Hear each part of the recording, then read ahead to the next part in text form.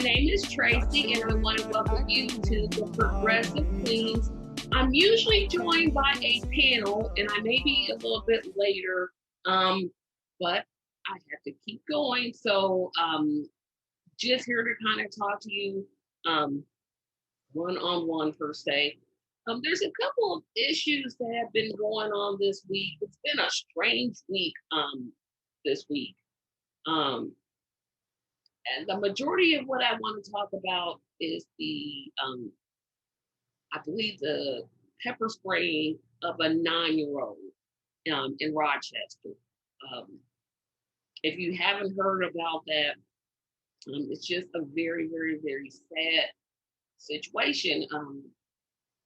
There was a situation where the police had to be called because apparently a young girl had threatened to kill herself and her mother. The police came out. At first, they put the girl in the car. Um, the child was acting erratic, and they kept threatening her and threatening her. They're going to pepper spray her. They're going to pepper spray her, and they finally did. But there's a couple points about that really bother me. One, that the fact that this child was pepper sprayed. I believe she was pepper sprayed. If she was tasered, I'm not sure, but I'm pretty sure it's pepper spray. So if I'm wrong, please correct me in the comments. But the first problem I have is, of course, a small child is pepper sprayed. And that just, I don't know how I don't know how that's allowed to happen. I mean, we all know that children, they misbehave. Um, your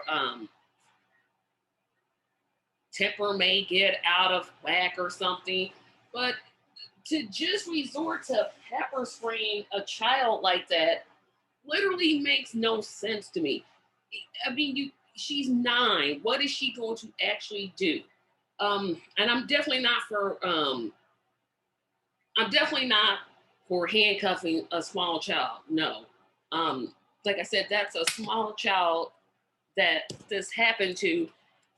Second, are the police really equipped to deal with this situation? If this is a mental health issue, I think it would have been better to call a social worker. I mean, you have non-skilled people that are coming out to deal with an issue that really, like I said, they're not skilled. They don't have the training to deal with that. What type of society do we live in to expect the police officers to be social workers, to be counselors? What is it that's going on? This is one of the reasons I'm so strongly for defunding the police, because they have no business going in providing social services. They don't have the training. They don't have the patience. They should be really fighting true crime, the robberies, the murders, the break-ins, what have you. That's what they should be fighting, and not things like this where there was a mental health issue that was obviously going on with that child. And I feel bad for, of course, the mother and the child, because that whole situation just obviously got out of control. And I'm hoping that someone will reach out to them and give them the tools that they need to deal with, one, the trauma that the little girl is going to have to go through, because she's definitely traumatized because of that situation. And second, the mother seems to me to need a lot of help dealing with her issues. Seems like to me she may need some counseling herself. I always think we all need counseling. I don't think it's a bad thing, but in her case, I definitely think there should be some type of follow up. And I know the full story about why the police were initially called hasn't really came out yet, but this again is why I'm so strong for defunding the police. We need to take dollars away from their huge budgets and allocate it more towards social services. So one, they can go fight the true crime. And second, we're de-escalating the crime rate. This situation what should never have gotten to the point where the police are called. Someone should have been able to contact, I don't know, a behavioral health professional to come out there to speak to them. Now, of course, if there's violence, um, gun shooting, stabbing, whatever, you definitely want that. That's when you want to call the police. But this situation, it seems to me that it was just an argument between parent and child that just got way out of hand, and it was just way just poorly handled by the police. And what frustrated me about this particular one is the police chief seemed to condone the way that his officers reacted.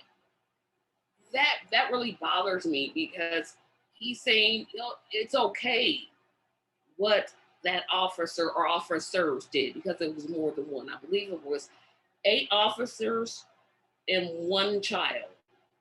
Really? You don't need that whole ratio.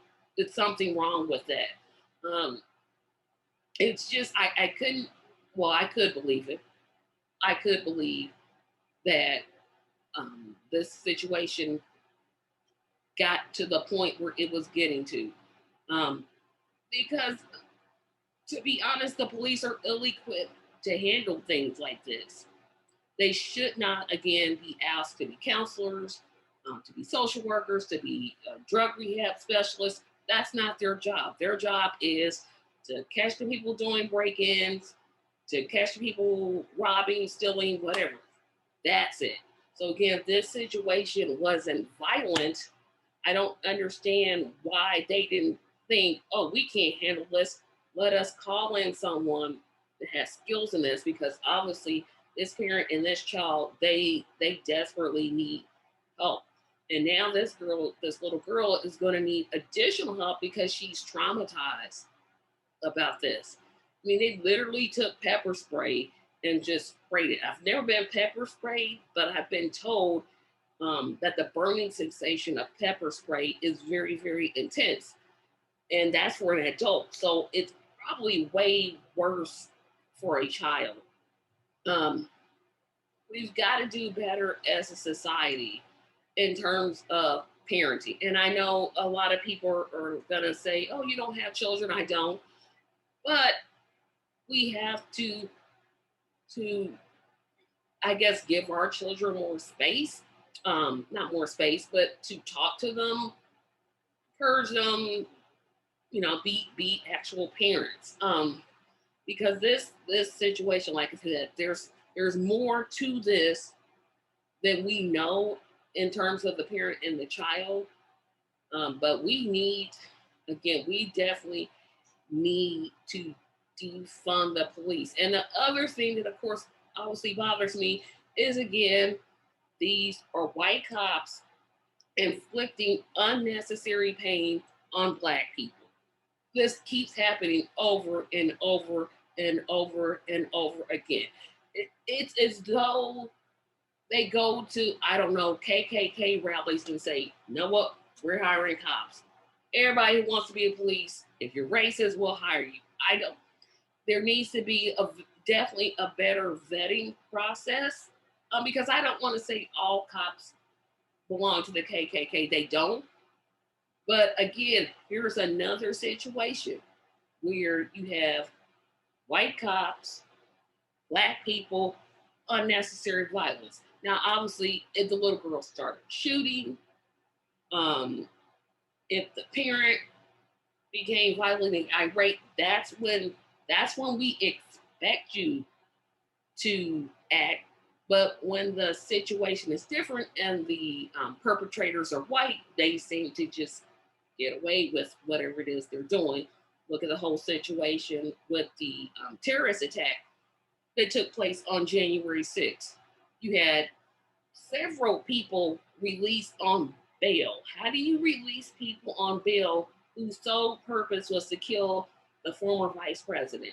That doesn't make a lot of sense to me. But again, if they were all black, they would, there'd be no question about it. They would build jails to make room for them. So we really have to look at the root of this problem, which is essentially racism. It keeps rearing its ugly head. And I'm gonna take a quick pause here because I got someone joining me. So I'm just gonna put her in and we're gonna just keep going. So I'll pause it and we'll be right back here in just a second. Well, audience, I am joined by a panelist. I said that someone was going to be joining me, so I have to hear what we're talking about. So I've talked about, 20 minutes. So I'll let you go ahead and give me your thoughts on the whole Rochester situation that's going on with the 9-year-old girl. Now, I gave an update, so we kind of updated on what has happened. Okay. I know the last I heard the cop that maced her was suspended. Was paid, correct? I don't know. But I do know that they've been suspended. I know the mayor came out and said that she couldn't fire them right away like she wanted to because their police union is like the mob. She didn't say that. That's my words. So I don't know what's going to happen. It's pending an investigation. I don't know what investigation you need, being that it's all on tape. They're threatening this baby. They got this baby in cuffs. They had, before they put her in cuffs and maced her in the face, they had her face down in the snow. As a mother of a 10-year-old little girl, I can only halfway paint the picture of how insane I would be. And they would better hope they're locked up before I could get to them. You don't do this. This is kids. And for whatever reason, these white officers see us as 10, 12 years older than what we actually are. She was a baby. And you probably already covered the fact that that fool had the nerve to tell her she was acting like a child. No, I didn't. I forgot about that. And did she respond to say she was a child? She absolutely did. That's pretty much it. She is it. I forgot all about that. I was really talking about, what I was talking about is the whole situation that led up to the police. The police are not able to deal with what I view as a mental health issue. Apparently, absolutely. The mother and the child got into an argument. Who hasn't argued with their parents? I don't. I know I have. I mean, I could argue, but my face would be on the floor. And we know that, but we can say some words, but we know the type of parents we had, but not to that situation. But I just think that they should have recognized, we can't deal with this, and I don't know if they can call social workers and be like, hey, social worker, come out here and talk to these people, because I think there's a real deeper issue with the mother and the daughter that's going on, where she says, I'm going to kill you and me. That whole type of thing. Wait, the mom said that? I didn't hear that part. I thought the daughter had that. Well, they did say the daughter had suicidal tendencies. But once again, 9-year-old girl. So I'm kind of not understanding. Yeah, I guess my point is I think the whole family needs counseling. Personally, that's what I think. Absolutely. Well, we got to get to the point where, and unfortunately, because we still pay these fools salaries, so it's very unfortunate that we are paying people to murder us and kill us and assault us. So we got to get to the point where we're not calling the police anymore.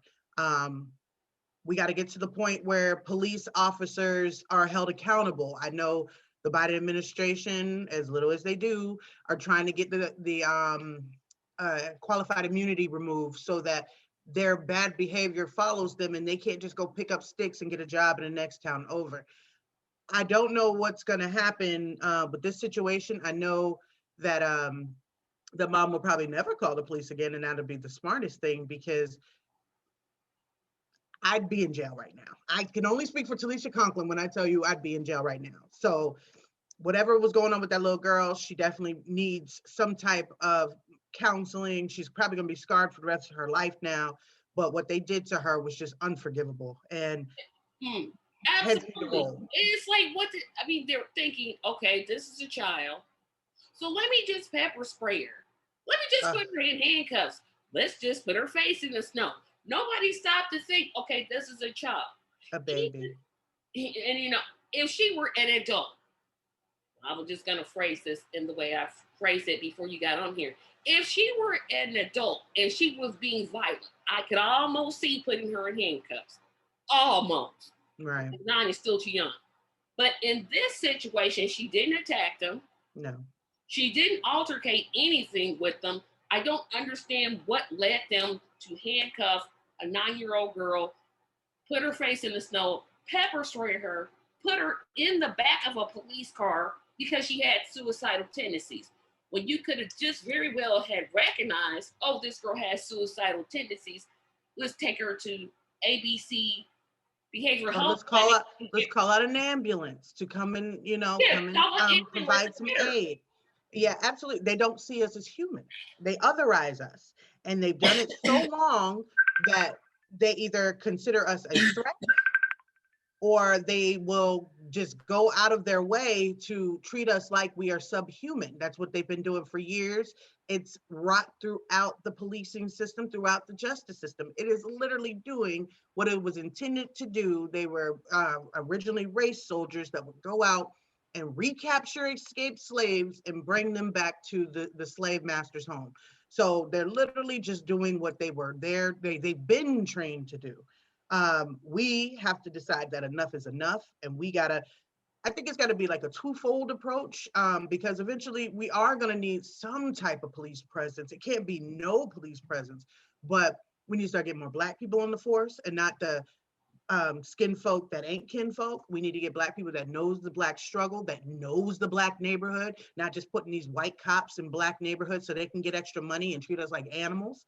Um, and then on top of that, there needs to be a total gutting of this system. They need to go. It's not okay that they treat us. We pay you to kill us. There's a problem with that. And until we start putting our foot down and deciding enough is enough, that means we're not calling you anymore. We are going to be blowing up the mayor's phone and the governor's phone until they get rid of the systematic corruption and racism in these police departments. And we're going to keep protesting and making sure that life for you is uncomfortable because you're not, girl, if they would have did that to my daughter, I can't even imagine. And see, that's the thing. I'm not a parent, so I don't know that whole.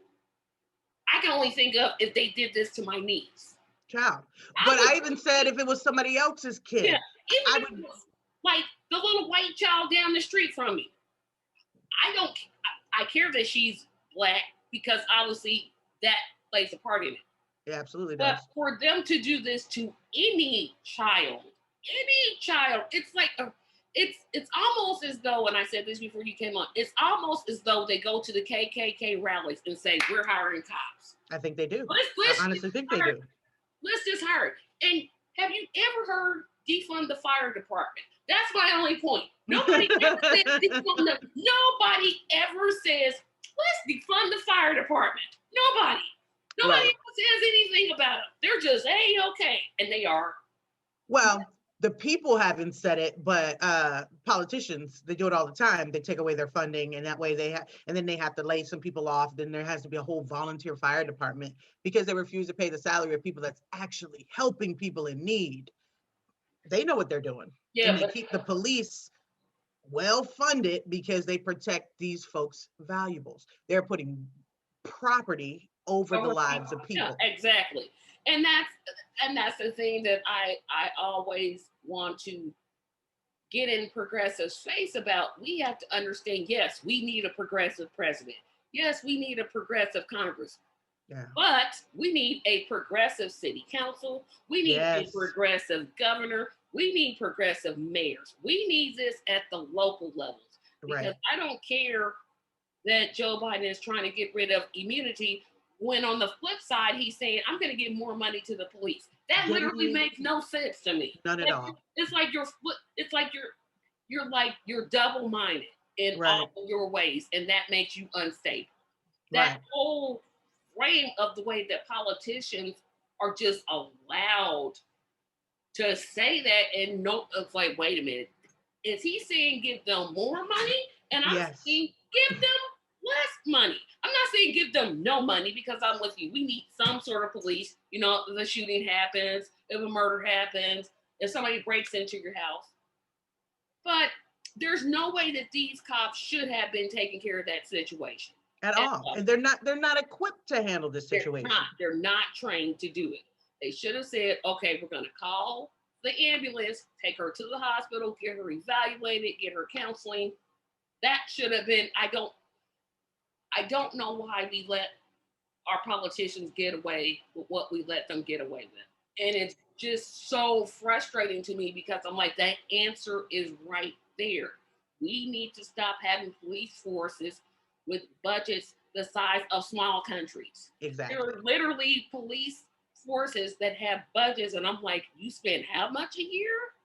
You Right. spend how much a year? And it's fair. Oh, if you cut the police, crime is going to go up. Well, no, not necessarily. Didn't happen in Camden, New Jersey.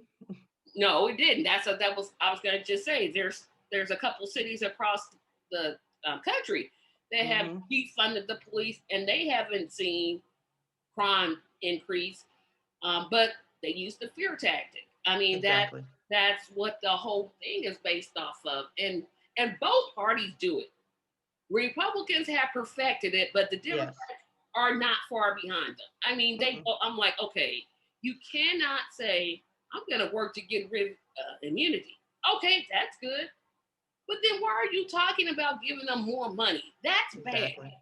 And it's like they let the Republicans kind of punk them into this stance because they call out the racial injustices in the justice system. But then the Republicans will say, so that means you don't back our blue, you don't back our first responders, you don't care about America, you're not a patriot. And here goes the dumb Democrats looking like Charlie Brown trying to kick the freaking football that the Republicans will snatch up every time, saying, no, we do back the blue. Matter of fact, let's give them more money. They just need more training. I'm sorry, no amount of training is going to train you out of being a racist. You need to be cut, and you need to be, and especially if you're violating people's rights and you're being corrupt, you need to be in jail. You should not be policing people if you yourself are a criminal and a crook and you are racist and you are literally taking that awesome power that you're given. They're giving them guns. You literally have dominion over people's lives. And tanks. Don't forget about the tanks.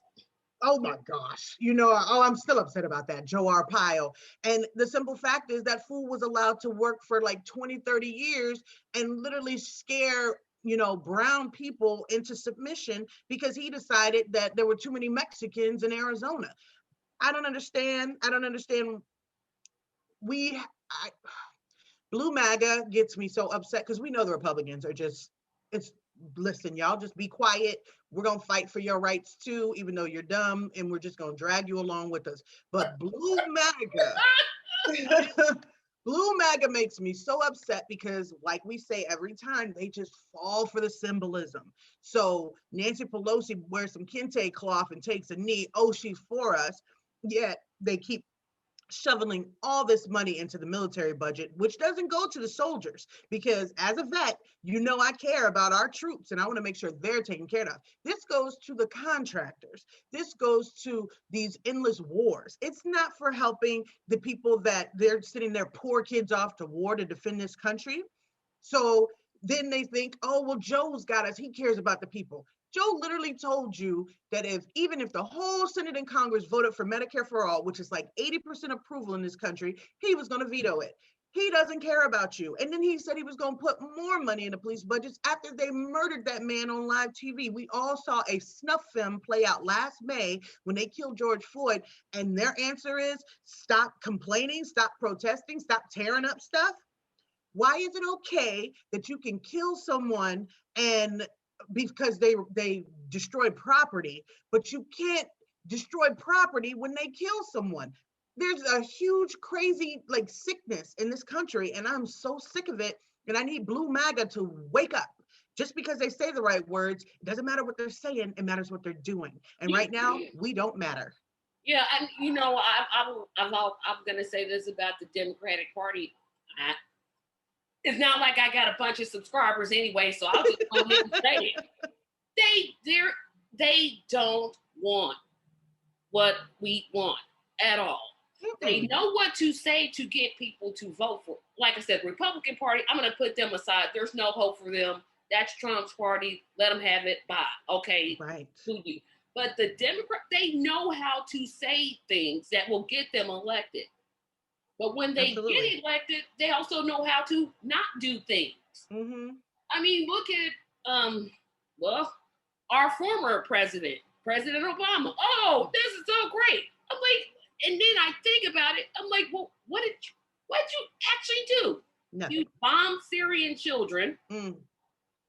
You had a Affordable Care Act with a deductible so high nobody was ever gonna need it. Right. You have to sometimes you have to step back and say, you know what, I got played. Right. Right. Played. And Mm. that's, I know that kind of movement is rising up, but I need somebody to put their foot on that accelerator and go, because these police departments, they are out of control. And I don't want to say all of them, because I know there's some good cops. I have relatives that are cops, but I'm like, something has to change. And I think taking the money away from them and reallocating it towards something else is a huge necessary step. Huge. Absolutely. And then I want to slap the crap out of the Democrats because they let the Republicans paint them in that corner and say, so you're going to defund the police? Why would you defund? Change your messaging. Barack Obama, change your messaging. And it's like literally they have been defunding schools, defunding hospitals, defunding arts programs for years. And instead of saying, well, you did it, you've done it with schools and so and so and so and so. So now we're just doing it and we're going to reallocate it back to schools and reallocate it back to social programs so that we can stop the school to prison pipeline. Instead of using that smart language that basically, even if you are in the reddest of red states, if you're being told that more money is going to go into educating your child and giving your child a leg up in life and getting your child an education, maybe even college, so you don't have to mortgage your home to put your kids through college, Exactly. you just may get some support from middle America, but like you said, they don't want to win.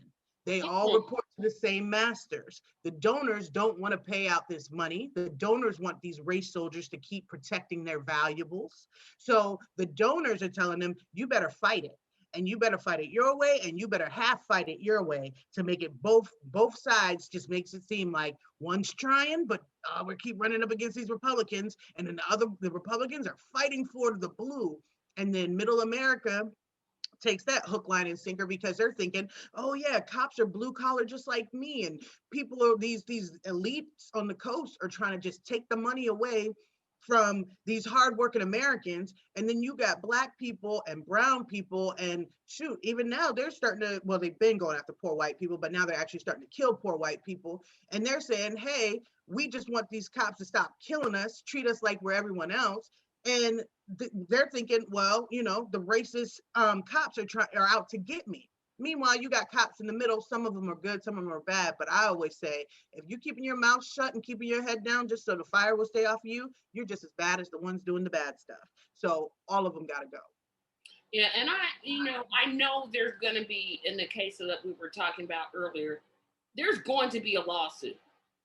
But that shouldn't be the way that we should get justice. No. We should not have to file lawsuits against the police force for, I'm not going to say even using excessive force, I'm just going to say for being the racist Nazi people that they are. That Absolutely. should not be a way to obtain justice. I know I always forget whether the George Floyd family got something. I think that might still be in litigation because the Yeah. guys are up for they're going to court, so yeah, they haven't. And I'm not sure if the case, the Breonna Taylor case, did that family get compensated? They settled. I really wish they would have waited. They settled just before the grand jury verdict came down with didn't they just get a misdemeanor against one cop, I think? But or maybe they pressed no Well, charges at all, but that they prosecutor settled was for trying to 11 lose that million. case. Oh, the That prosecutor. prosecutor wanted, Kinfolk. he wanted to lose. He was like, okay, I'm just going to present the weakest case. That's the same thing I think happened in the George Zimmerman case. You got Absolutely. a prosecutor that said, oh, well, and then just went out and basically just made the worst argument. Absolutely. and Trayvon would have been 26 yesterday. And then Yeah. one of these raggedy newspapers had the nerve to say it would have been the 26th birthday of Trayvon Martin, who was killed by a neighborhood watch captain. No, who was murdered by a racist piece of trash. And I'm just like, at this day and age, they're still trying to, spin the narrative that it's it was just some hapless event, some just the horrible forces aligned. No, a racist targeted a young Black boy who assumed he was a big grown man trying to steal something, and all this baby had was Skittles and Sprites or tea or whatever the hell he had, because there's so many cases of just us trying to live. We go to the store too. We go to the bank too. Hey, guess what? We have cell phones too. Don't kill us. And we breathe. That's it. Don't kill us. That's all we're asking. Don't kill us. Like, the bar is so low. We're not even asking you to call us ma'am and sir. Just don't murder us, So, girl, I'm the type of person that I see all these people through the lens of my kids. I have 2 boys and I have a girl. So every time I hear about some boy getting murdered, I think of my sons. Like, oh my God, I'm paralyzed with fear when they go out. I literally, every time they leave the house, I give them the talk of hands on the wheel if you get pulled over. Ask every step of the way for their command, so they won't think that you're reaching for anything and murder you. If they're rude to you, come back home alive to me and I'll deal with them. And it's unfortunate because it doesn't even really matter if maybe my son's got in trouble or whatever, So I used to always say, well, my son's a good kid. He's in college. Da, da, da. What does that mean? So if somebody's kid wasn't in college, they deserve to be murdered. So I don't even say that anymore. My kid is a human being and needs to be treated that way. And just because he's Black driving a nice car doesn't mean he stole it, doesn't mean he sells drugs. It means that you need to take your preconceived notions and biases and get the hell on somewhere. So that being said, I think you were absolutely right. We have to start infiltrating at the local levels, especially the DAs. That Larry Krasner in Pennsylvania, and I think don't start with that one. I thought he was doing good things. Larry Krasner is getting rid of a lot of low-level drug offenses and getting people out of jail. There's a couple of DAs in Baltimore and also I'm saying, don't start me, because I can talk about, yes. That's no, I'm not saying it in a bad way. Larry Krasner is okay. He's good. Yes. So we have to have that. And the sad thing, because right up in Baltimore, there's I can't remember her name off the top of my head, but there's a DA. She's kicking butt and taking names. And she's already said she's never going to go for the death penalty. Larry Hogan, the Republican governor that they love to call a moderate because he poo-pooed on Trump's bad language, was trying to pull her off of cases because they want to keep enforcing these low-level crimes, this war on drugs. They want to keep putting Black men to death. You know what I'm saying? So, it's just the whole system's rotten. Yeah, and and you know what happens with me? If I'm alone and I get an idea in my head, I'm going. Like, there's nobody that stop me and say, now, Tracy, what you want to do is sit down and think about this stuff. And this is I'm like, my gut says we need a PAC so bad that says, hey, local person, if you're running for office, we'll give you $500 as long as you sign a pledge that says you're not taking corporate money. We good. Right. And boy, not taking corporate money, not, just you're for Medicare for all. Yeah. You're doing things for the people. You be for the people, and we will make sure your butt has an effortless election, grassroots support from the bottom up. That I'm just like, the audience, you never want to leave me by myself, because I will go and think of the craziest things. But that sounds pretty smart to me. It doesn't sound too crazy. Yeah, but then you got to think of volunteers. You got to get people rounded up. You got to get them motivated. It's so many things. There is. And I've always wanted to volunteer for a camp. I don't want to run for office. That's not my goal. I got too many skeletons in my closet. I do. I'm like, I'm liable to say something. I'm not the most educated person. So I'm like, no, you need somebody that's well-spoken, and doesn't clap your hands when they talk. No, you need somebody separate from that. Might appreciate your authenticity. That's actually Yeah, but that's what made Trump very endearing, even though his was all phony, but they thought it was real. They thought he was a down home guy. And it's never, and I'll always be amazed that somebody who got 400 million from their father, wasn't it something like that? 400 million? I thought he got $1 million loan, and then he got. Well, whatever the father gave him when he was younger, if it was like equated to today's time with inflation, it would have been the equivalent of 400 million, 4 million, something like that. A lot of money. So the fact that they saw him as the blue collars working hero made, I mean, come No on. sense. None.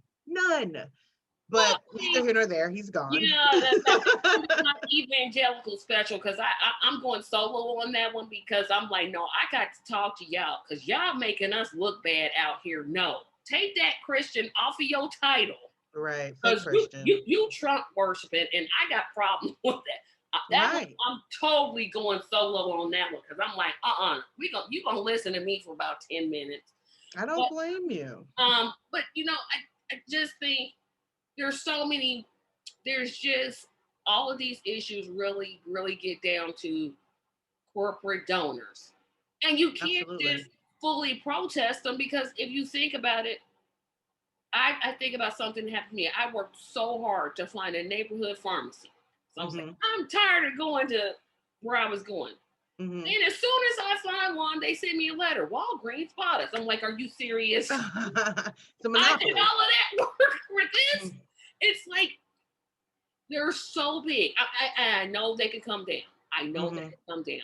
But fighting this fight, oh my goodness. It's not a fight for suckers. No, I mean, they have lobbyists for the express purpose of ensuring that they do not have to bend to the will of the people. Those lobbyists go and they schmooze the politicians, and those politicians are bought and sold over and over again. And that's why we have such love for an AOC and a Cori Bush and a Jamal Bowman, and the list goes on of our wonderful progressives in Congress and Bernie, because they're not bought. And hopefully they can't stand them. And hopefully Nina will be there. I already feel it. Nina's got it, and then now I think another seat has come open there, another congressional seat. Some Republican retired after like 40 years in Congress. So now she's looking at that as a possible option, still in Ohio. But so that would be amazing. And then did she run for 2 seats at once? She can't. She'd have to choose, but she could probably hedge her bets and figure out which one's the easiest for her to attain, because it looks like because the area she's at and represents is a highly diverse area. I don't know what the other one is. I have no idea. Because whose spot was that? That was Marcia Fudge's spot, right? Marcia Fudge. And they said she sailed to re-election. So Nina would probably do her best taking over Marcia's seat. She needs to stay right where she is, because you don't know what a Republican, you don't know what's in there. Exactly. It's the culture war. They get them every time. And I'm just like, this is why, that's the one great thing. Progressives have kind of gotten, their heads out of their bums, right? Like the rest of Democrats, I got nothing. But progressives have decided, okay, I'm not going to just be hammering on this D next to my name, because obviously Democrats have been known to be corrupt, just as corrupt as the Republicans, right? And more so.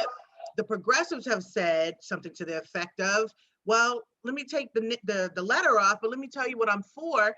And more Americans than not are for that. Me and this girl, we were having us a knockdown drag out on Twitter the other day, because she was of the impression that people like us that are critiquing Biden's administration just want to burn everything down. And I was like, where are you getting that from? I was like, that's not even the case. I said, I guess you're just in love with the symbolism. You're probably in love with the fact that we have a Black vice president, even though she's been locking up Black men for God knows how long. And she was like one of the biggest corporate receivers throughout her years in the Senate. And we're going back and forth, and finally we kind of let our guards down a little and started talking about the things we were for. And then we found out we agreed on so much, so if you get these, these partisan labels off, which is how they've kept us down and divided for so long, I honestly think we can reach across the aisle and find some type of agreement with not the politicians, but the people in their district. Exactly. And it's two things. One, we as progressives, we've got to stop fighting each other. I'm like, come on, y'all. Now look, now I cracked on Monday on my other show, Tracy Takes On. I said, you know, the Democrats are going, we are the world thing. Well, we need to do that. Right. We need to all get with each other and be like, you know what? You wear blue and I wear pink. Okay, let's go. Right. Because right. this is, I'm like, oh, I don't like it when we start fighting each other. Because exactly. Here's what they'll say. Oh, look at them. Look at them fighting each other. That's what they do. That whole public image is so important, which is, again, another reason why I won't run for office. It's so important because when you talk to regular people, right, like a regular person, number one thing they want to know is, can this person win? And if they're perceived as not winnable, they'll vote for Joe Biden. Even though he wasn't their first pick, their second pick, the third pick, the fourth pick, the fifth pick. Absolutely. There's two reasons Joe Biden won. One, progressives voted for him. Right. Period. And Black people voted for him. Right. Period. Well, three, and not Trump. I forgot that, but I think they could have put in anybody. The circus monkey clapping the little things would have gotten elected. You could have put a candy bar, and I'd have been like, well, the candy bar do got this going for it, and then, it is sweet. It's got vitamin D. It's got some type of milk in it. It's chocolate. That's good. Okay. Right. But you're not wrong, because it's like there's so many things that we agree on, but we let strategy be our downfall. Like that forced to vote thing went on, as far as I'm concerned, 20 days too long. It should have been like a one and done. No, we can't all agree on this. Okay, move on. What's the thing that we're all agreeing on? This should not have held us all hostage for over a month. And you got Republicans sitting back smiling like Cheshire cats because the left is eating itself. Right. Look at them go. Yes. We was bad. Look at them fools over there. Because they come together. That's one thing about that party. They come together. They come in lockstep. Most of them people don't like Trump. I would say maybe there's about 20% of this country hardcore love Trump no matter what. He can shoot somebody on Fifth Avenue. He'd get that job over and over again. Yep. The 90% of Republicans that voted for him, 70% of them don't care for him at all, but they like them judges. They like those tax cuts. They like the immigration policy. They love all the things that he represents. So they're willing to forgo whatever their personal and cultural issues are to vote for that monster. Yep. We need to be the same way. Exactly. We need to do this, not vote for idiots, because we're not voting for idiots. Idiots, y'all off the table. But we need to be like, you know what? I don't agree with, I think the fight for 15 is pointless, because I think the minimum wage should be $30. It should. That's this person right here, this gal right here.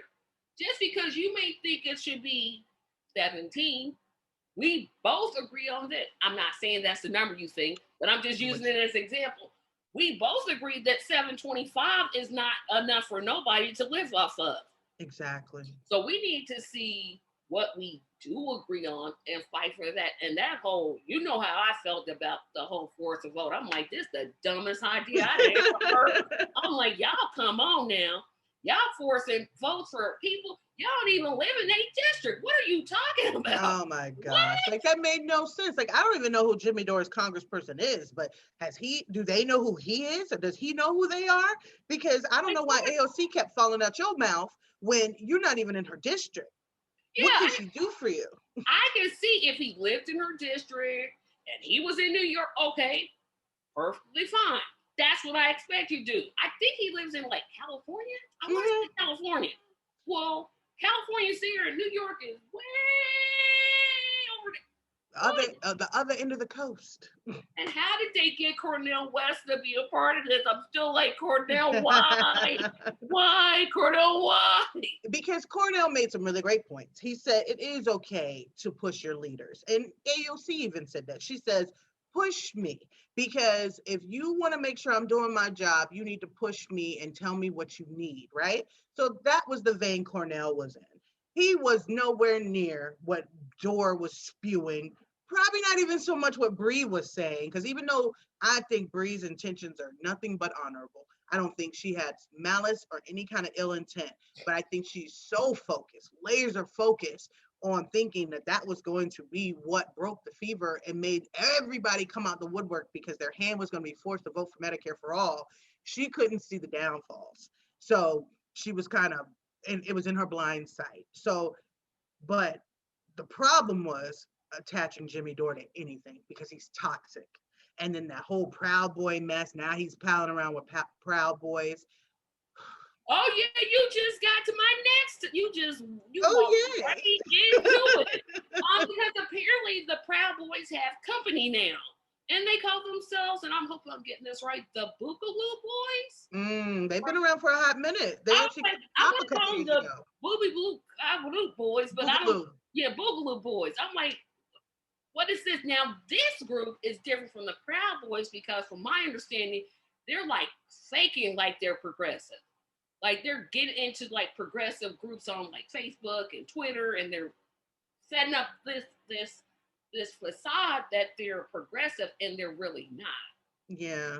And I don't know a whole lot about them, but from what I see, I'm like, can't anybody not see this was white supremacy? Folks love the symbolism. That's all it is. They love the symbolism. And then, of course, it didn't help. Was it a Boogaloo Boy that Dora had on? And I mixed that up thinking it was a Proud Boy. It was a Boogaloo Boy.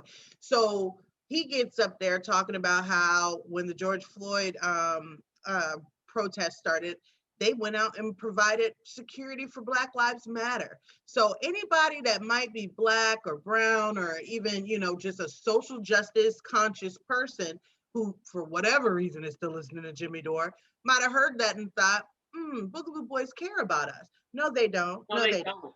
They are literally using that wedge issue to drive a wedge in between our party and pretend that they are for the movement. And then they get down there to our protests that are mostly nonviolent and they start tearing stuff up. And then guess who gets blamed? Black Lives Matter, Antifa. Now, I personally like Antifa. And I will always love them for the fact that when that Charlottesville mess went down, Cornel West said him and the religious leaders that just came down there to pray were being accosted by these white supremacists, and the Antifa came and protected them. They stood in between them and they said, you're going to have to go through us. So for that, I will always love them. And I'm not mad, now this is Talisha's expression. This does not reflect Tracy Media at all. Thank you. But I'm not mad at them burning some stuff down and acting a fool. Because the simple fact is, like I said, if you can kill someone over property, you should be able to damage the property over somebody killing someone. So if they have to make, in theory, people are always going to take precedence over property. I unfortunately don't know a lot about Antifa. I really don't. That Edwin Snowden and Chelsea Manning, I'm like, okay, I know nothing. So I probably need to do some more research on. Well, they're not related, Antifa and Manning and. I'm just saying those are the group of things that I don't know. Okay. Okay. Things that I don't know. And Antifa is in that group because I don't know who they are, where they came from. Are they Black? Are they white? Are they? It's everything. So Antifa doesn't have a one leader. It's basically an idea. It's the idea of being against fascism. And there's been white people, Black people, trans, gay, women, men, and they come out and usually they're counter protesting some old white supremacist rally that's fighting for their rights. And somebody break that down to me because that makes no sense to me. What rights are you fighting for, white man in a white America with the white patriarchy running our country? What rights are being stripped from you? So they basically are the counter to all that bull crap that Trump was doing. I put them in a group of things that I just don't know enough about to comment. I'm like, okay, what? I don't know. And with any group, you have kind of your rabble rousers and your trouble starters, but then it doesn't help that even our lefty mainstream media paints them in a nasty box. Even Don Lemon, girl, I can't watch MSM anymore because they make me crazy. Because literally when they had the Proud Boy thing before the 6th of January down here in DC, and there was an Antifa protester, basically, yelling down some Proud Boys or whatever. They all surrounded him and started punching him. So he pulled out a knife and he stabs a few of them. It was one guy with like 10 people on top of him beating the living daylights out of him. So that was self-defense.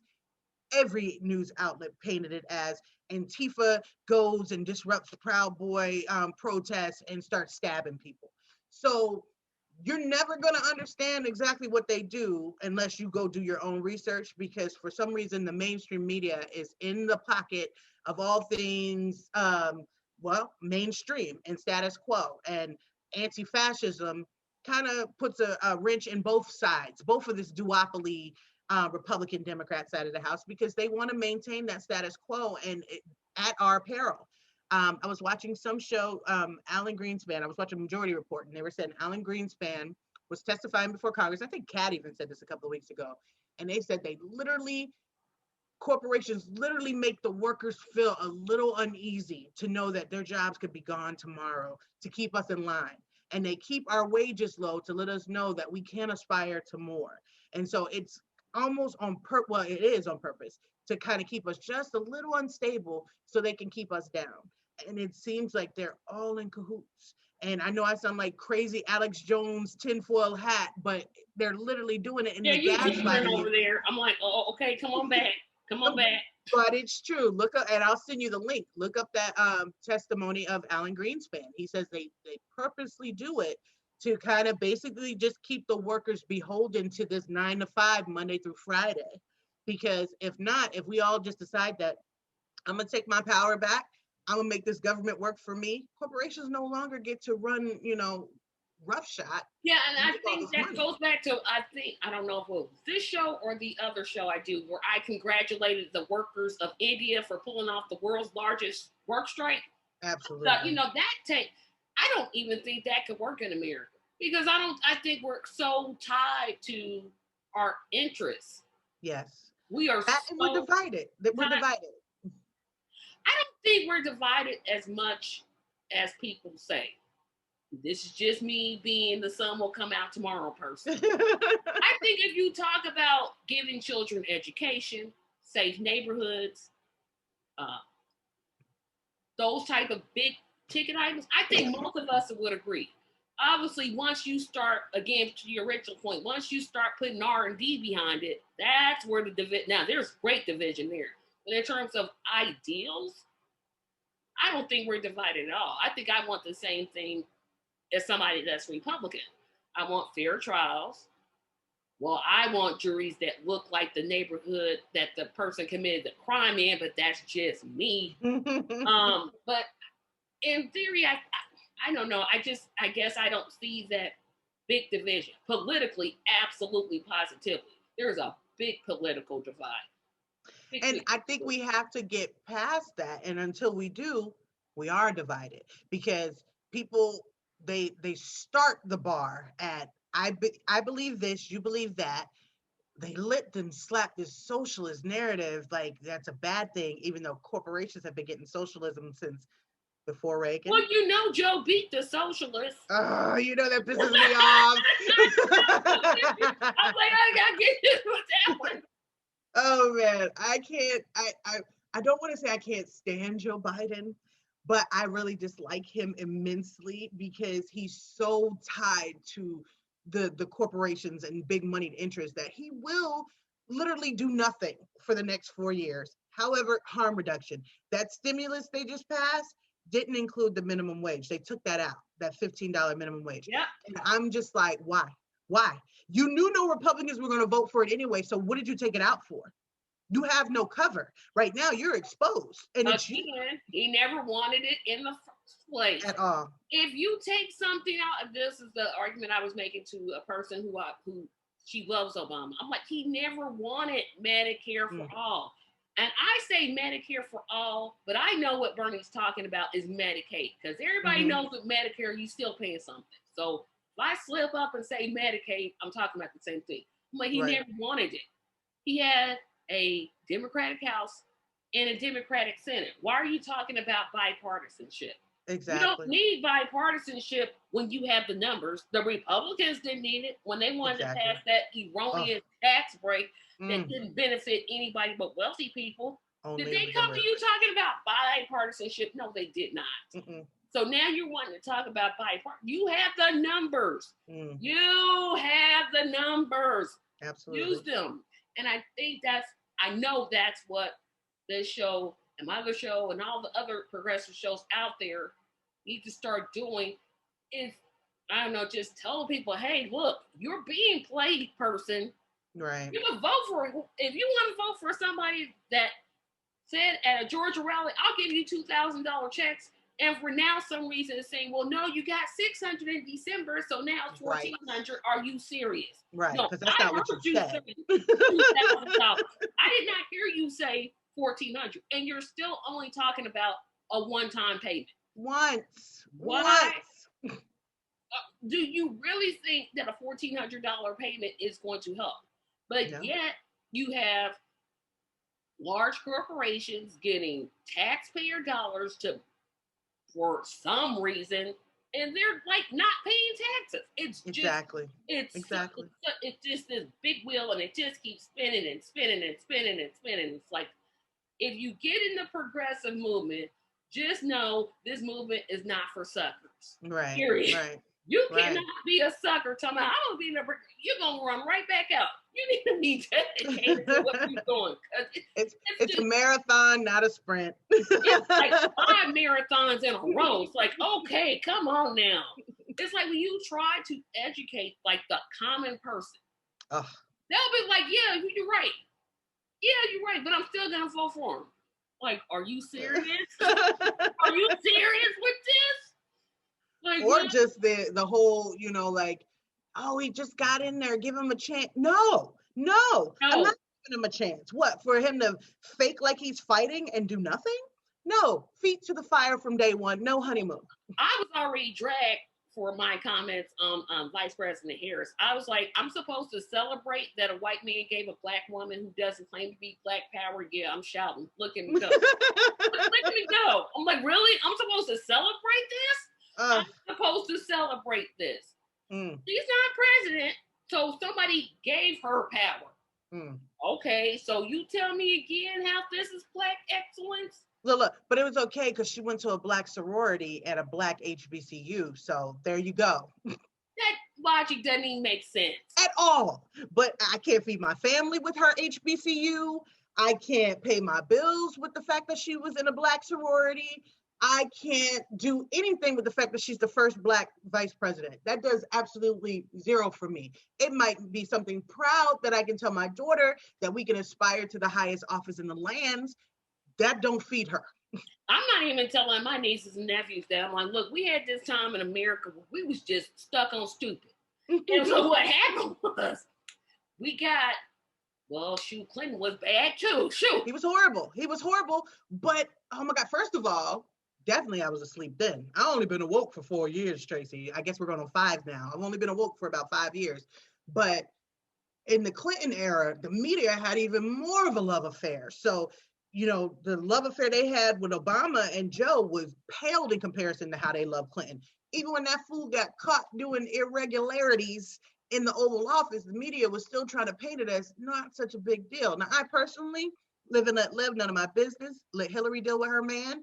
But let's be real, that was during a time where they did care about extramarital affairs. They did care about the integrity of the office. And the media basically, they tap danced for him and made it seem like everything Clinton did was amazing. Well, some of us nicknamed him the first black president. Like, really? Because he played a saxophone on Arsenio Hall. And he was off key. It was terrible. that whole saxophone, that was terrible. See, I say, now this is just me, because you probably, you're like, 3 years younger than me. I remember Jimmy Carter. I'm like, bring somebody with that type of integrity back. Well, we had it. We had Bernie. He had that type of integrity. I'm talking about elected to the office, because you knew the Democrats was like, nah. If Bernie had gotten the nomination, I think a whole lot of these so-called Democrats would have voted for Trump. out of I spite think you're right. because They admit it just as much. They said they're it. petty. Mhm. They are petty. They want I it. think Joe Manchin said it. Punk Joe Manchin said it. He was like, he didn't go so far as to say that. He was just like, burn it, just no, is what he said. And they were like, so does that mean you're gonna vote for Trump? He was like, I don't know what I'm gonna do. That means you're gonna vote for Trump. And it's perfectly acceptable. You know, I lost several Facebook friends. Thank you. Bye bye. You know, because I was like, are you, when I say, and this was happening when Hillary was running, and looking back, I should have figured out she was going to lose because I'm like, nah, y'all done took the worst candidate that you could possibly find, and you had this man over here who had all the right plans, actually had plans to do what he was talking about. But you went for, I don't know what to call her because I want to be polite. Republican light. Exactly. Thank you for the better word because I'm about to say something and I don't even cuss on my own podcast. I'm about to really let it go. But yeah, Republican light. And I scratch my head because when they're publicly speaking, when I heard Hillary Clinton say she was progressive, I not only literally took my shoe off and threw it at the TV. I hit the floor and laughed. I'm like, are you kidding me? Do you know what progressive is? It's just like it proves they go with that wind of the tide. Whatever the wind is, they're gonna go with it. Oh, Nancy called herself one too. She had a poster for Medicare for all in her basement. In her basement? So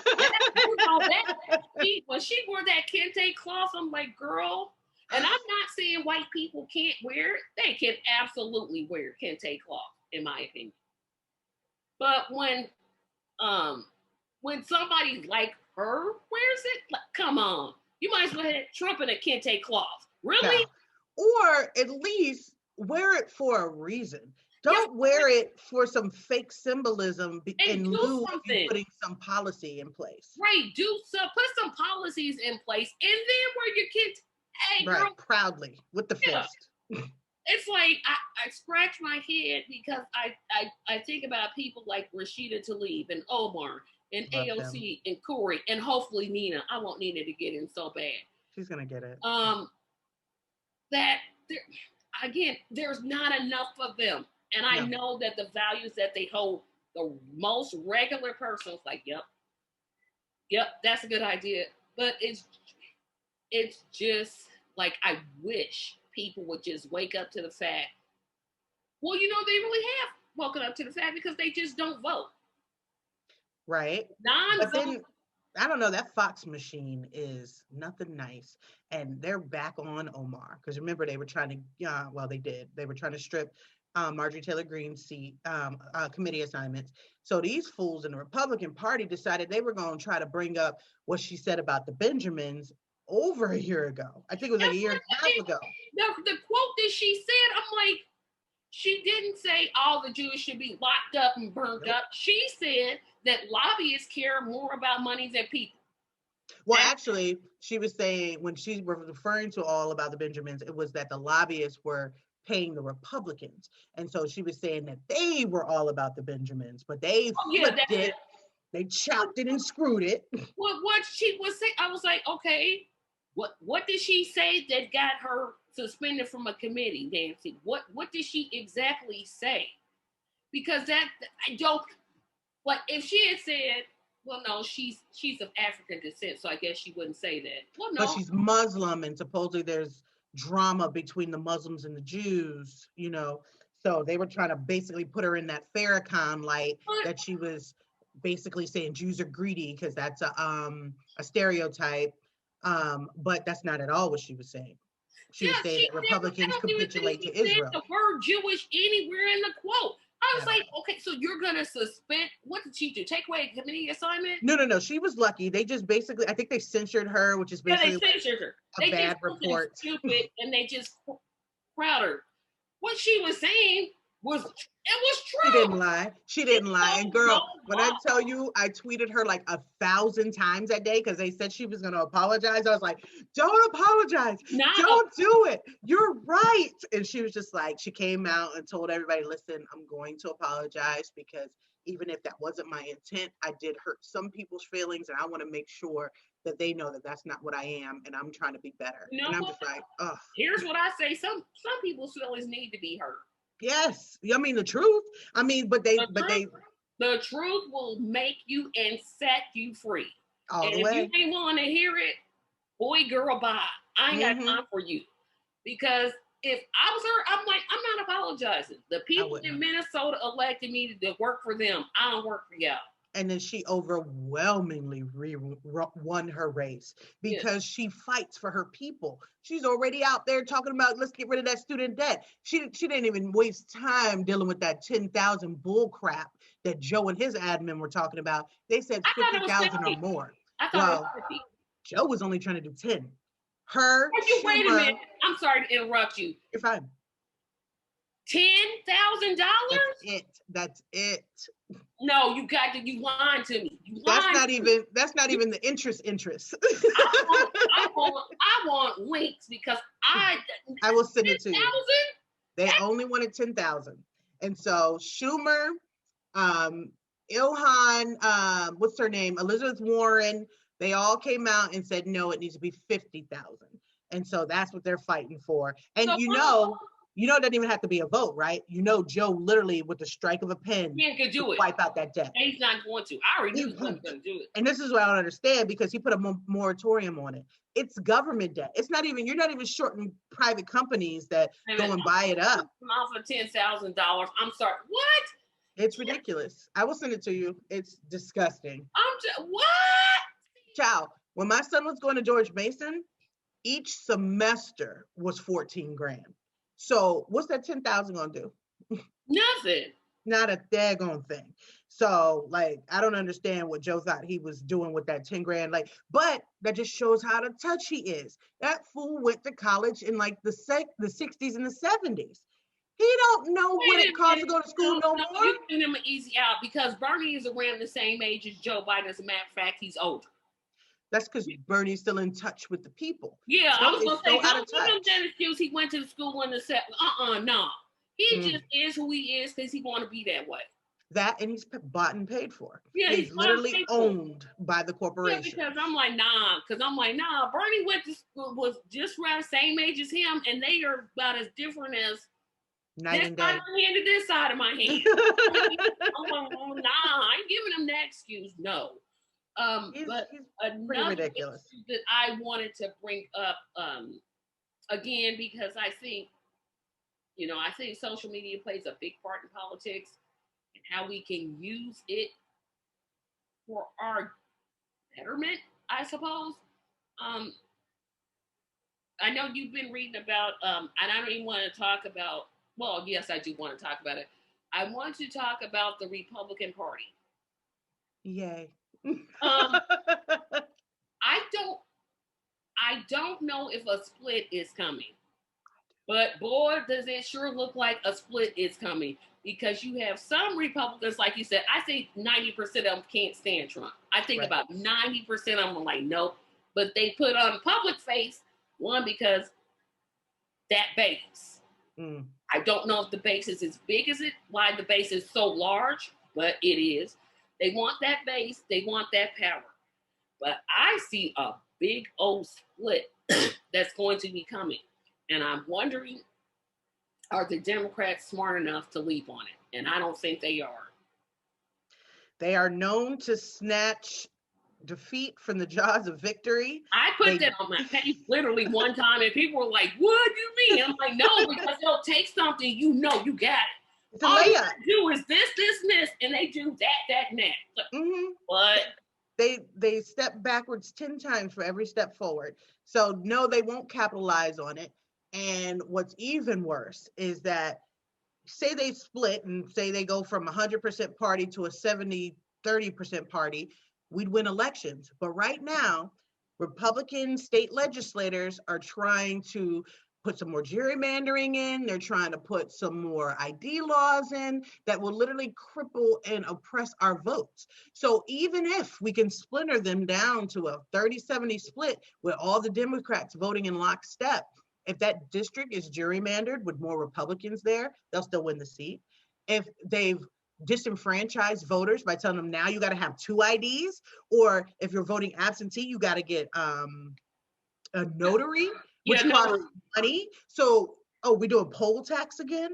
So they are literally trying to steal this mess right in front of our eyes. And now that we have control of the House, the Senate, and the presidency, they need to start passing some voter election laws yesterday, because these Republicans are dirty, and everybody that they love to put up as heroes that told Trump he didn't win Georgia, old Raffensperger, he's right there in Georgia right now trying to steal the right of poor Black and brown votes. And so we need to hold Raffensperger's foot to the fire and tell him that that's not okay. That most times, first of all, voting is a God-given citizen right of America. So first of all, registration should just be automatic. I don't even know why we have to go through this extra stand of going to physically register. That should just be given. Matter of fact, you should start finding people that aren't voting. So that's one. But then number 2 is, now you're going to put in extra roadblocks. A lot of the times people can't afford an ID, or a lot of the times they can't get transportation to the nearest ID location. So they're putting in roadblocks because they know it's going to disenfranchise the Black and brown vote, who normally vote Democrat against our better judgment, so they know what they're doing. So they may not lose any elections coming up because they are fixing the race. Well, if you look at what everybody's saying about if you just get all the governors together, I think there's only 12 Democratic governors. I think so. Yeah, I think there's 12. There's 50 states, 12 Democratic governors, at least 38 Republicans. Mm-hmm. My math is bad, but audience, excuse me. You're doing good. But like you said, not only do you have Democrats working in concert with them to do this, you just have the public just okay, just give me my check. No, right. Give me my check. Yes, we need our checks. Yes. However, we need to be paying attention to the things that you just raised, because that's going to affect us. Absolutely. I worked with a whole bunch of people to get out and register people. Like I said, it should be meant. It should just be when you turn 18, you're automatically registered to vote. Period. Exactly. That's it. End of story. We need to have same-day voter registration. Yes. We need to make the Voting Rights Act, here's the word that nobody wants to say, permanent. Yes, why do we have to renew this every so few years, and then we water it down and water it down? The Voting Rights Act needs to be permanent. That's it. No more going through all of this. Oh, we're going to just water this down. We're going to let them do that. Gerrymandering is such a huge, huge issue, because if you have a majority Republican state ran, of course they're going to draw districts that benefit them. Of course. I hate to say it, I probably would too. If I'm in power, if my party's in power and I'm one of these low down cretin ones, I'm probably gonna draw that map to look like a boot. Exactly. It's gonna look, and it's gonna have a high heel on the end of it, because I want it to benefit me and my yes. Yes. But there's something that can diminish gerrymandering, and I don't know. I wish progressives, because I don't think the Democratic Party could do it. Once this whole COVID thing passes by, we need to go back to that old school door knocking. Old school. Yeah. Let's just let's take social media. I mean, we're gonna use social media because it's free, but we got to go back to that old school knocking on doors and saying, "Hey, did you know that this was about to happen?" Yeah, exactly. Did you know your number to your local congressperson? Exactly. That's what can, even though gerrymandering is terrible, it's horrible, it's racist. That's, person-to-person campaign is something that can diminish. I don't know if it'll make it disappear. But you also have another problem that we're going to talk about in future videos is when a third party candidate decides to run. You have states like Indiana. I think we have to be on the ballot. You have to have 40,000 signatures. I'm almost certain it's 40,000. Wow. Now Indiana has under 6 million people. We're right at 6 million for the whole state. Mm-hmm. So if you're not hitting Marion County, Lake County, Vanderburgh County, what's the other big county in Indiana? St. Joe's, all the big counties, you might as well just sit at home. You're not doing nothing. 40,000 across the board for like every public office? 40,000. I'm actually going to look it up because it's a high number. It's a really high number. And Sounds high. Whether it was 20,000 or 40,000. I know it's more than 10. Oh, wow. I know it's more than 10. I know it's more than 10. And of course, you can just write in candidates, but of course, you have to have people spell the person's name right. Right. You can't put the I before E except after C. You have to do everything right. Yeah, but even with a write-in, I think, don't you have to like petition to be a write-in candidate? You can't just be written in. Yeah, you can't just write in anybody either. That's exactly right. I mean, shenanigans. Isn't it though? That's the problem that I think is existing, because it's like they get scared. It's like, wait a minute, here they come. We gotta do everything. Oh yeah, they put all kinds of stop measures in place to stop folks from voting and exercising their right, because they want to maintain the power. Now, all this mess they doing, like Wile E. Coyote trying to get the Roadrunner, when here's an idea, maybe just change your policies and then folks will vote for you. Because I'm with you when you say, I don't care what's next to your name if you're trying to fight for X, Y, and Z.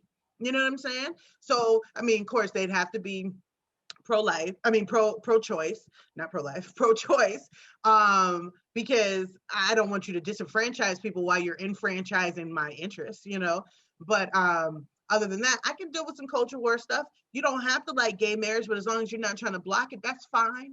You know what I'm saying? So, but what I need from you is to make sure you're taking care of the people, and they refuse to do that. They rather cut corners, cut people's rights, and then they rather still get all that money from the corporations. I'm over them. I stand for the family. Meanwhile, you got 3 kids that you know ain't your wife's baby.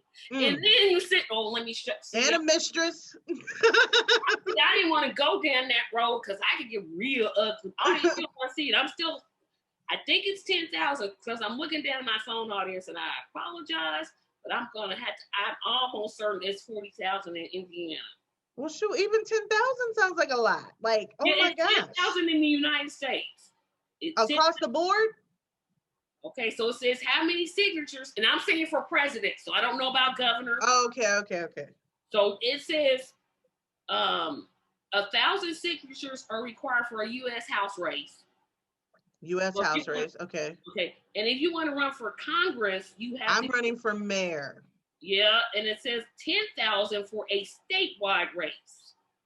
But see, I don't know if this is considered statewide. Like, what is DC? Yeah, DC's not a state. I'm going to have to look up DC. Yeah, you got to look up DC because they don't even mention that. And it says if you're running for a congressional district, you have to get 400 from your own district. So you can get 1,000 from other places, but 400 of them have to come from where you actually plan on governing. Oh, that doesn't sound bad. 400 is doable. But 1,000 is not. Especially if you have no money. No volunteers. Think about it. Think about you running a candidate, you running all by yourself. Okay, you have your children and your husband, but that it.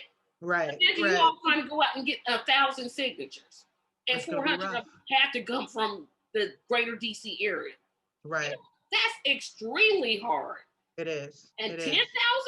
Oh, I don't even want to talk about 10,000. Oh, forget because you know they're going to throw away some of the signatures. They're going to throw away some of those. They're just going to toss out. Exactly. So you got to get a cushion, at least 11. You got to get a cushion. You got to get like 2 times more than what's required. So if you're looking at a congressional race, it's 2,000. You're looking at a state race, it's a U.S. Congress seat, it's what, 20,000? Yeah, if you go That's a high number. That's a very high number. Well, social media does work. And I guess for like the House and Senate, I guess you could have just as Democrats if you're running for U.S. House and Senate. You know, they don't give a darn about us little localers trying to get some exposure. And then progressive media. So they got to make sure they're making the rounds everywhere, especially progressive media, because there is a lot of us. And a lot of times people are just looking for a cause. I heard Oregon, when they were doing a whole bunch of that protesting this summer, they were also setting up food drives and food banks and stuff like that and clothing drives. So, you know, I think people are just waiting to be told what to do because no one knows what to do. When Bernie left, our direction left. So folks don't really know how to, how to Yeah, keep the movement going. and that I was reading some conspiracy theory from some Democratic. He basically licked Hillary and Joe's butt, and he was like, "Oh well, why would you vote?"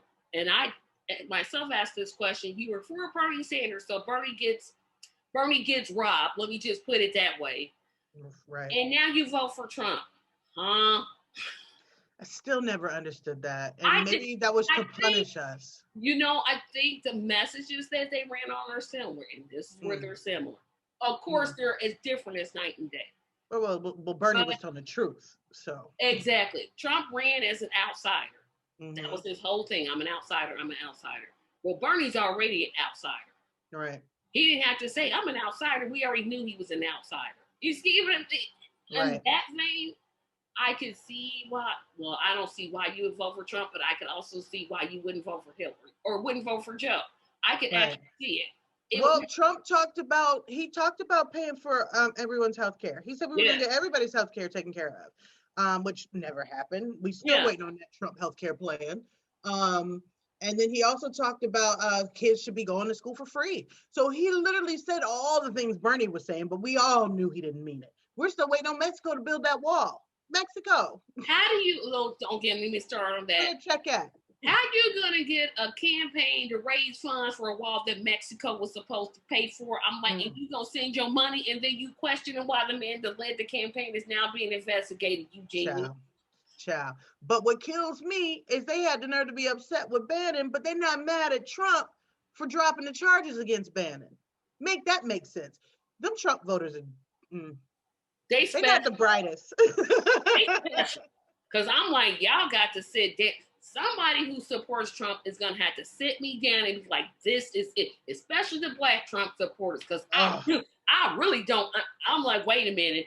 So this man who denied a African-American entry into one of his apartments that clearly the person could afford, clearly had enough money to get, but he didn't want blacks living in his building. So now I'm supposed to believe he's not racist because he had a show and he cast black people. No. But you gotta thank the likes of Omarosa, even though she finally came to her senses, but that was after she got burnt. She gave him legitimacy. The likes of a Candace Owens, Ben Carson, all these black conservatives came together and was like, no, he's good. And then other black conservatives trust that mess. I'm not even going to talk about Diamond and Silk because they're embarrassing. And that's now white people. White people own Diamond and Silk now. That's not us. Oh, now you know who Diamond and Silk are. Oh, I know who Diamond and Silk are. And we're going to just cut my comments on those two. Because I could talk about them at length, and they aren't even worth me saying their names. Because if I ever saw clowns that had blackface, those two would be it. Absolutely. It's certain people I'm like, you know what? I don't even. But I'm glad you brought up Candace Owens because we're getting to our final subject. So Miss Owens decided that she was going to doubt AOC's story about being a victim of sexual assault. I don't know about you, but this one, I was like, no, Cal, you did not. No, how dare somebody say, basically, audience, she was basically accusing AOC of just making up the story. She just, she didn't come out and say, she's lying about it. And then she's like, she's using it for media. Did she say propaganda? Whatever it was she said, it was like, no, you didn't. No, you didn't. But yes, you did. And the thing about her, she was suing people for racial discrimination. What happened? And won. And And won. won. She's a grifter. She's a grifter. Candace doesn't, I personally don't think she believes any of the stuff she says. She may start believing the hype now, especially now that she's married to a white man. Maybe No, especially because I not know. just not Yeah, wait, not just any old white man.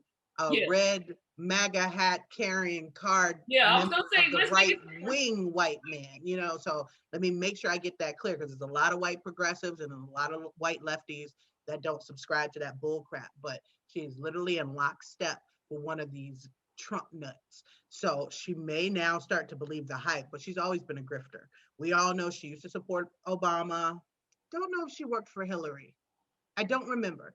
But No, then she all of a definitely sudden, was not a. No, she was no, definitely not on the Hillary train. she definitely used to support Obama. And then the minute she found out there was probably too many people in the Democratic lane, there's an opening for a black, you know, superhero on the Oh, right. you cool.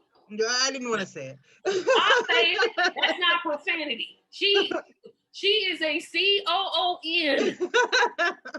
C is So for cheat because that's what she is. O uh, is for oh no, she did not. mm, she's ridiculous. And I think basically it's what sells. Like they buy out her books, they run to her lecture halls because basically she puts blackface in front of all their racism, their misogyny, all of their white patriarchy. So she basically makes it okay. And they can use her as, oh, look, Candace says it's okay, so it can't be racist. So she Right. is a useful idiot for them. She's giving them cover. Oh well, Absolutely. I'm not racist. I listen to Candace Owens. Did you hear Mm, what she said? mm, I mean, I literally had to stop following people on Facebook that follow her. I was like, no, you're not gonna come to no. me with that mess. You're not gonna say that Black Lives Matter was responsible for the terrorist attack that took place on January. Exactly. You're not gonna sit here and question. AOC did not have to share that she was a victim of No. sexual assault. Why in the world would she lie about it? You could now. I wasn't there when it happened, but from my perspective, that woman was being 100% honest. And you're instead of saying, I feel for you, that shouldn't have happened to you. That was a horrible thing, and how that trauma is re-triggered. She's using it for propaganda. Is she serious? Absolutely. I don't think she is. I think she knows where her check comes from. Absolutely.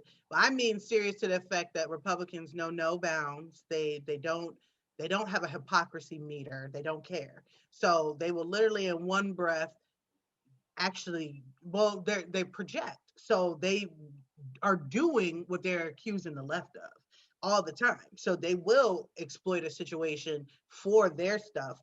But when somebody's legitimately trying to reach out to folks and let them know, hey, I see what you're going through, I see you, they take it as, somebody's trying to manipulate it because that's what they do. Yeah, I mean, and it was so. I think another one that she was talking about. I don't know if you caught Congressman Talisha. Oh, I like it. I like it. She's not a congressman yet, but I'm throwing her. Oh, now I forgot her name. Oh, she's Rashida or Rashida. Ilhan? Rashida, yes, Tlaib. Okay. That's where I was getting to. She was testifying that. Did she say she was there, or did she say that she had missed it? I think Tlaib was. Oh crap! I don't know. I'm sorry. But whatever it was, AOC, she came over and she was like, oh, she patted her back, like showing compassion, showing something that I wish some of our Congress people would show. Oh, she's just doing that. You know what? Y'all the devil. Yes. Y'all the straight up personification. How do you sit and question a woman that says I was sexually assaulted? How? Because they would lie. They would lie about it. And they would use their situation to garner sympathy. So how you can at least say, that shouldn't have happened to her. Exactly. That was terrible. But I personally can't stand Meghan McCain. But when I found out she had a miscarriage, I sent her a nice note and told her, honey, I'm so sorry for you. And I hope you heal. because when people go through traumatic things, your human meter should go off. Yeah, you should be like, oh, well, let me see what I can do. Right. Yeah, and I really, not that Representative Bush had to make this speech when she was on the floor, but I really enjoyed the part where she said, if you come from me and my staff, my first thought was to go after. I was like, see, they don't know. They don't know. They act like I don't think they really know what the progressives are capable of. That and just the fact that, as Black women, we have to overcorrect so much because they already have these oh my goodness, preconceived we're notions. always angry. We're always loud. So we always have to make it okay for them. Like, I can't be too upset. I can't be too emotional. I can't be too anything because we got to make it okay for them. I stopped doing that. If I'm upset, I'm upset. Yeah, if something's not right, I say it's not right. Yeah, if I'm mad, you don't know that. Oh well, I'm angry Exactly. Black woman. You know why I'm angry? Because there are people that have to go on GoFundMe to get surgeries. Exactly. I'm angry because our minimum wage of $7.25 is utterly, stupidly ridiculous. I'm upset that Amazon hasn't paid taxes in what, 5, 10, 15 years. At least. At least. I'm upset that Walmart uses its staff and tells them to apply for Medicaid, because they won't pay their staff right. Yeah, I'm upset. I'm real angry. And I'm not going to stop being angry until it changes. Absolutely. I totally agree with you. And our like you said, they have to get this money out of politics, because until these politicians stop getting money slid in their back pocket for them to shank us in the back, they're going to keep doing it. And you got to look at it at the corporations end. I mean, they're paying like what, $100,000, but they're getting like billions. Millions. I mean, that's like, I'm like, wait a minute, that's a good return on investment. Yes, it is. Robinhood, shoot, I'm a corporation so I can just buy somebody. Shoot, forget that. Absolutely. They're doing it, they're doing what they're supposed to do, because what is a corporation? They're there to make money. But you don't go into public life to make money. So if you go to become a public servant, your goal should not be who can grease my palm. Yes, you do. That's what Marjorie Taylor Greene said. She said she's going to go raise money. I'm like, girl, do your job. That helpful. No. Don't do your job. Just do whatever you do.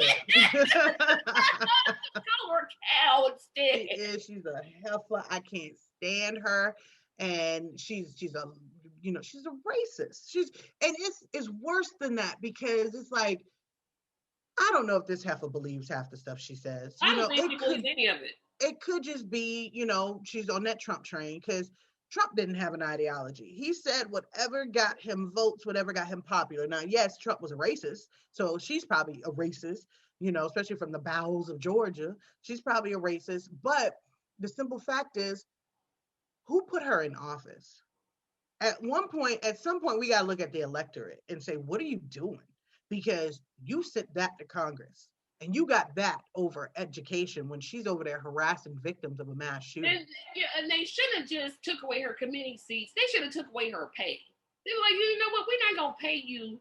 So I don't know if you could do that. I can't legally do it, but I'm just saying in theory what I would have liked to see happen. Well, she shouldn't have got elected in the dang on first place. Let's just get that barrier crossed. Well, the people of Georgia could recall her, and I think they need to. I think they need to recall her, because nobody's job is promised.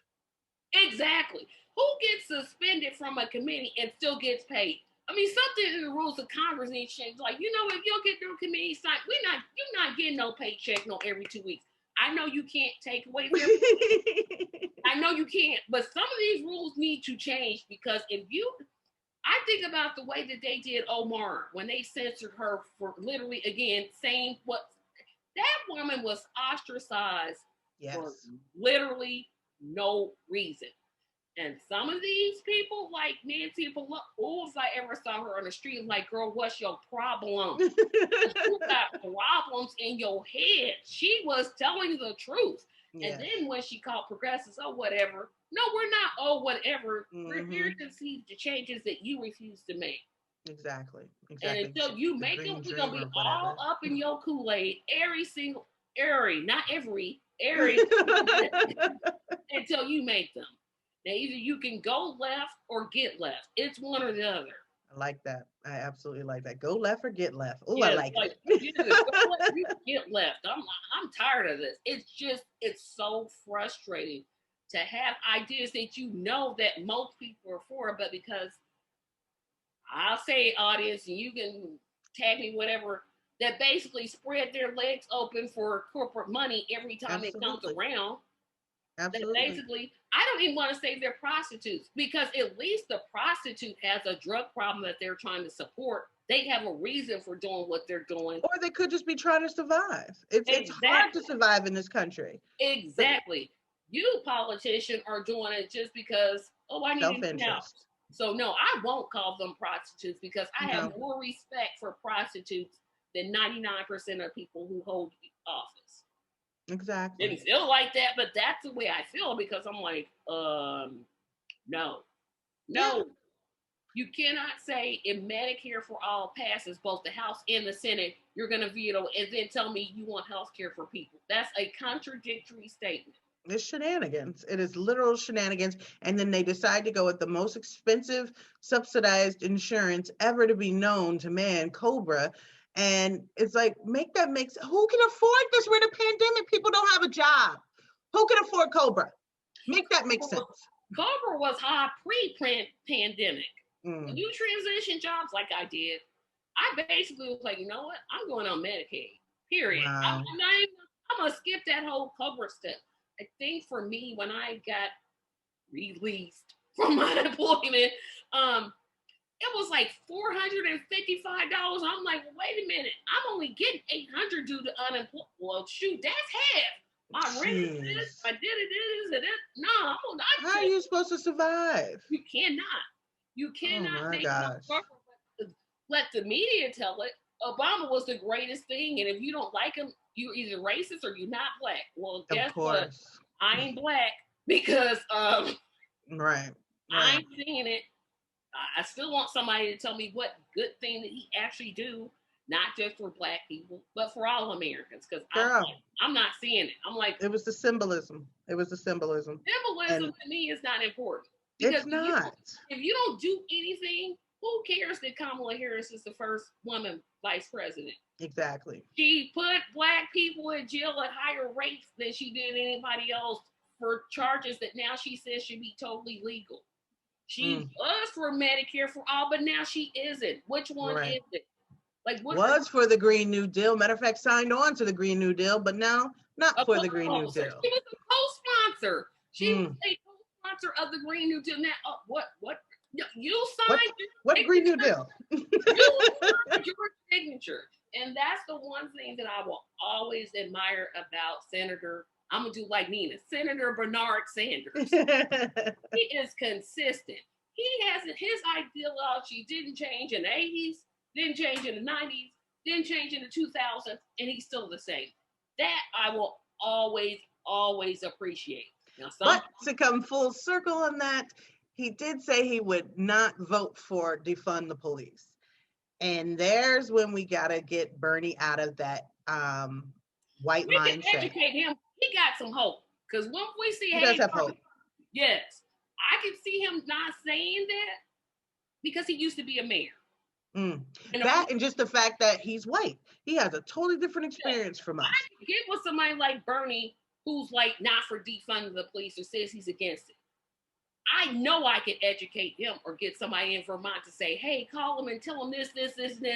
Right, right. I can't get my two senators because both of them fools is yahoos. Mm, mm. We got two yahoos. See, some Ugh. states they just got one. We got two of them in two senators. If Trump bootlicking was a course, they Mm. PhDs. They'd be the professor. Teach class, they would write the syllabus, then get it. They would do every. I'm like, are y'all serious? And the fact that Todd Young was at the White House and MSNBC tried to paint him as a modern, I'm like, y'all got to be joking. That's why I don't watch mainstream media. They drive me crazy. They gaslight me, and I can't watch. Yeah, not only am I going to start watching alternative media, I'm just going to have to figure out how else I'm going to get over it because I was like, what? Mm. What? I'm gonna send you a list of shows that you can watch Yes, that you're please. absolutely gonna adore, and that'll keep you busy. I think I might be clickbaited out. I think I need to take a break from them because I think I was watching too much. They got the morning trap, they got night shows, they got this. It's too much. So I'm having to back out of that a little. I love their night shows. Not that we're promoting any other show because we watch the Progressive Queens. We need the views. But watch us and other progressive. Yes, watch us and other progressives. But while we're speaking of that, let me give a shout out to our girl Kim Brown. Burn It Down with Kim Brown. She has a wonderful show that comes on. I believe it comes on Fridays and Mondays. So you guys, please check that out. She's got a great show. And if Talisha sends me the click, I might put it in the link section or our newsletter. I will absolutely send it to you. But I wanted to end this show with my thoughts on Black history. And I was just going to do this solo, but I'll let you go first, Talisha. This whole month, I'm going to be talking about a Black person that I think that made a significant difference. So I wasn't prepared on that one. So you go right ahead. No, you can't pick one. I'm going to pick Shirley Chisholm. Shirley Chisholm, and I'll tell you what, you think about it next week, you cannot pick Dr. King. No. Okay. Love Dr. King, but we all know about Dr. King. I want you to think about somebody that you don't know. And I don't think enough people know about Shirley Chisholm. Right. Shirley Chisholm opened up so many doors, not only for Black people, not only for women, but just literally everyone. I can't even, Nina Turner reminds me so much of Shirley Chisholm. Yes. Are y'all the same person?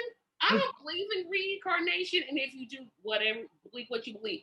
But I'm like, they've got to be the same person. They've got to be related. Or they've got to be relation, because it's like, are they cousins in them? Is she her mother? Because just like, she is so much like Shirley Chisholm, a fighter, somebody that did not give up, somebody that said, this is what I believe. I'm going to fight for it. I'm going to run for president. And she wasn't running for president like Al Sharpton was just to make a point. She was running because she thought she had something to say and she wanted to win. Exactly. And that's what I wish not only Black people would take away, but all progressives is stop running just to make a point. Points are great, but sometimes you got to run to win.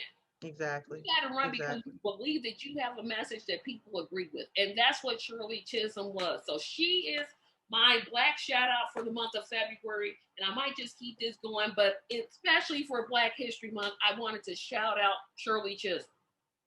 Well, that's a great choice. That's a wonderful choice. She's amazing. Yep. So since Talisha said she couldn't think of one, I'll give her a week. This was the spring. Hit me up next Saturday. I'll be ready. Well, be ready next Saturday because I'm asking everybody to come up with one because I think this month is such a short month that we know why Black History is in February. Everybody, we know why Black History is in February. But it is the shortest month of the year. So we don't get a whole lot of time to talk about it. But again, Black history is American history. American history is Black history. They're one and the same. So we want to honor that. So I want to thank you, Talisha, for coming on here. And audience, please pardon my stumbling at the beginning. I'm not used to being by myself on these podcasts, so I got to get somewhat used to it because I do plan on doing some solo ones. But I thank you, ma'am. We'll see you next week. All right, bye. I know it, I know it, I know it, I know it. Lately been spilling my drink when I blow it. Need to slow down, but I be in emotion. Shut the up, what's with all the commotion? I lied to you, I lied to you. Said we was forever, I lied to you. Said I would be there to ride.